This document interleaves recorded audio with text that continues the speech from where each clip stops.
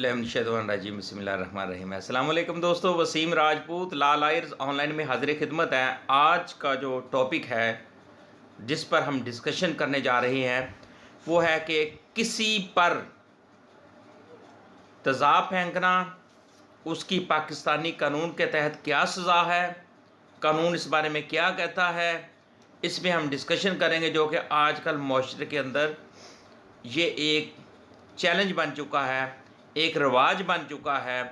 अगर किसी औरत के साथ अगर किसी मर्द की शादी नहीं होती तो वो बदला लेने के लिए उसको, या कोई लड़की इनकार कर देती है तो फिर भी वो बदला लेने के लिए दूसरी पार्टी जो जाती है उसके ऊपर, लड़की के ऊपर चेहरे पर तेज़ाब फेंक देते हैं।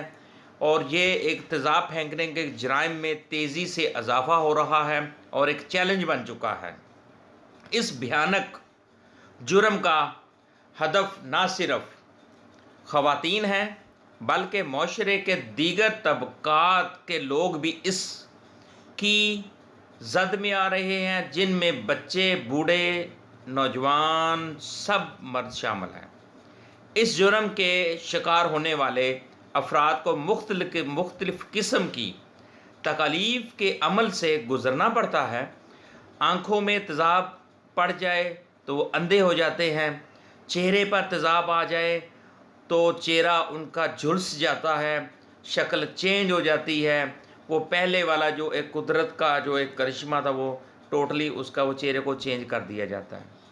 ये एक इंतहाई जुल्म है और इंतहाई भयानक जुर्म है और इसकी सज़ा गवर्नमेंट ऑफ पाकिस्तान को सख्त से सख्त सज़ा का बिल मंजूर करवाना चाहिए और इसकी सज़ा सख्त से सख्त होनी चाहिए। इसमें हम डिस्कशन करेंगे कानून इस बारे में, जो इसमें जो हुकूमत पाकिस्तान ने जो अमेंडमेंट्स तरमीम की हैं फ़ौजदारी पाकिस्तान पिनल कोड के अंदर मज़ीद एक दफ़ा का ऐड की है। उसमें 332 को तरमीम करके 336C में कन्वर्ट किया है और उसकी क्या सज़ा है इस बारे में हम डिस्कशन करेंगे। दोस्तों, जुर्म की संगीनी को मद्देनज़र रखते हुए हुकूमत पाकिस्तान ने दूसरी फ़ौजदारी तरमीमी कानून जो 2011 के ज़रिए पाकिस्तान पिनल कोड की दफ़ा 332 में तरमीम और दफ़ात जो सेक्शन 336C का इजाफ़ा करते हुए तेज़ाब फेंकने के अमल को काबिल ताज़ीर और संगीन सज़ा का मस्तूजब जुर्म करार दिया है। और अगर कोई शख्स ऐसा ऑफेंस करता हुआ, ऐसा फेल करता हुआ इन्वॉल्व है या पकड़ा जाता है, गिरफ्तार हो जाता है, तो उसको इसकी जो सज़ा है पाकिस्तान पिनल कोड की दफ़ा 336B की रौ से ऐसा शख्स जो तेज़ाबी या दीगर ऐसे मोहल्लक मवाद किसी को ज़र पहुँचाएगा तो ऐसी सूरत में इसे उम्र कैद या किसी भी किस्म की सज़ा दी जाएगी, जो कि 14 साल से कम नहीं होगी और कम अज़ कम 1 मिलियन रुपए तक जुर्माना हो सकता है। ये इसमें 336 जो दफ़ा है उसके तहत सज़ा उम्र कैद का। लेकिन दोस्तों, ये एक इंतहाई भयानक जुर्म है। इस जुर्म की इससे भी सज़ाए उम्र तो दे दी गई है, ये इससे भी सख्त से सख्त तर सज़ा होनी चाहिए। मोस्टली दोस्तों इसमें क्या होता है कि मोस्टली लोग या फीमेल्स, मोस्टली ये ऐसी ये जो ऑफेंस है ये ख़वातीन के अंदर वहाँ उन पे बहुत ज़्यादा इसको एक लोगों ने इसका रिवाज बना लिया है।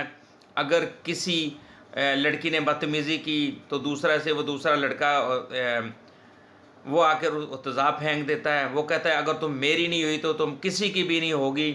और या कोई लोग बदले लेने की नीयत से इस तरह के ऑफेंस करते हैं।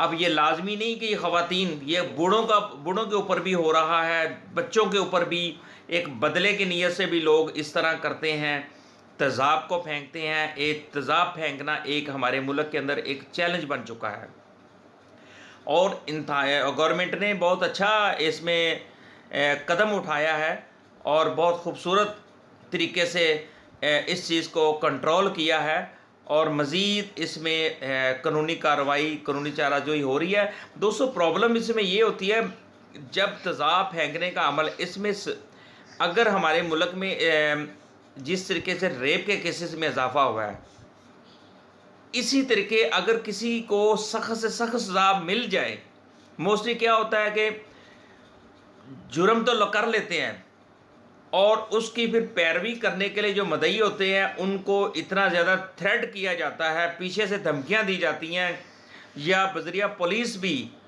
मजबूर किया जाता है। और दूसरी चीज़, एक प्रेशराइज कर दिया जाता है मदई को, वो बेचारा मजबूर होकर सुलह पे आ जाता है, पीछे हट जाता है, केस की पैरवी नहीं करता। और इससे क्या होता है कि मुलज़म होते हैं, मुजरम जो होते हैं, वो बाइज़्ज़त बरी हो जाते हैं। अगर किसी को सख्त से सख्त सज़ा दे दी जाए तो मेरा ख्याल है कि इस तरह के जो ऑफेंस होते हैं वो काफ़ी हद तक कंट्रोल हो सकते हैं। जिस तरीके से रेप के केसेस हैं उनको उसमें भी सिर्फ ज़ैनब वाले केस में और मोटरवे वाले केस में ये इस तरह के ऑफेंस की जो सज़ा हो चुकी है, लेकिन अभी भी तकरीबन 370 के करीब ऐसे जुर्म हैं जिनमें सज़ाएं नहीं हुई, जो कि पेंडिंग है। जो पुलिस रिपोर्ट्स हैं उसमें कोर्ट्स के अंदर उन्होंने पता चला था कि इतने ज़्यादा ऑफेंस हुए हैं जिनका अभी तक कुछ भी नहीं हुआ। अभी तक मोस्टली ये पिछले दिनों में मीडिया पे मैं सिटी 40 न्यूज़ पे सुन रहा था कि उसमें काफ़ी हद तक लोग अपने बाइज़्ज़त सज़ा से बच गए हैं, क्योंकि कुछ लोगों ने पैरवी नहीं की, 50% लोगों ने पैरवी नहीं की, 25% लोगों पे प्रेशराइज करके उससे केस ख़त्म करवा दिए गए और उसमें सिर्फ एक आधा ही केस जो ज़ैनब वाला केस है उसमें सज़ा हुई। केस को जब पैरवी करने के लिए जो मदई आगे बढ़ता है तो वो फिर उस पर एक क्रिमिनल, एक माफिया है, वो उस पर इतना प्रेशराइज हो जाता है कि और वो जो मुलज़म होता है वो मुजरम बनने से वो बच जाता है और वो बाइज़्ज़त बरी हो जाता है। अब ये चीज़ है। और दूसरी चीज़ दोस्तों, वो मुआशरा जहाँ मज़लूम ये ना बता सके कि ज़ालिम कौन है, औरत, माँ, बेटी, बहन, बीवी के रूप में कायनात का हुस्न और इस ज़मीन पर गुलाब के फूल की मानंद नाजिक है, जो हर रिश्ते को जोड़ती है, औरत की किस्मत में ही तेज़ाब गर्दी क्यों है? तेज़ाब गर्दी की सज़ा सख्त से सख्त होनी चाहिए। तो बात कहने का मतलब दोस्तों यही है कि इस चीज़ की उम्र कैद तो हो गई, लेकिन अभी तक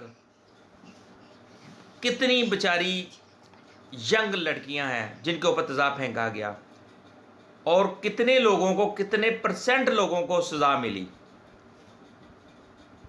अगर इस चीज़ की उनको सज़ा मिलती है तो मेरा ख्याल है कि ये जो जराइम है और ये इस तरह के जो एक हमारे मुल्क के लिए एक चैलेंज बन जाती है, इस तरह के जुर्म उसमें क्या होता है, जिनसी तशद्दुद, रेप और तेज़ाब फेंकना, इस तरह की जो चीज़ें हैं, इसको अगर सख्त से सख्त सज़ाएँ दे दी जाएं तो ये कंट्रोल हो सकते हैं जराइम। तो आज का जो टॉपिक था इसमें तो यही डिस्कशन हमने करनी थी कि तेज़ाब फेंकने की सज़ा क्या है। मैंने थोड़ा सा इसको लिंगर ऑन कर दिया, लेकिन मज़ीद एक्सप्लेन किया। तो दोस्तों, बात कहने का मतलब ये है कि किसी को नुकसान पहुंचाने की गर्ज से तेज़ाब या जहरीले केमिकल से हमला करने की सज़ा उम्र कैद और 14 साल से कम नहीं होगी और 1 मिलियन रुपए जुर्माना हो सकता है। 336 ऑफेंस लगता है, इस पर सेक्शन लगता है। और मुझे दोस्तों अपनी दुआ में याद रखिएगा, जैसे जैसे कानूनी रहनुमाई, कानूनी मालूमात मेरे पास आती जाती है, मैं अब तक मेरी कोशिश होती है कि एक आम आवाम तक ये कानूनी रहनुमाई पहुंचती रहे। एक वेलफेयर है, एक खिदमत खलक है, वो मैं करता रहूँगा। मुझे अपनी दुआ में याद रखिएगा। जहाँ रहें सलामत रहें और अल्लाह ताला हम सब पर रहम करे, हम सब हमारे मुल्क पर रहम करे, हमारे मुल्क को कामयाब फरमाए। अस्सलामु अलैकुम।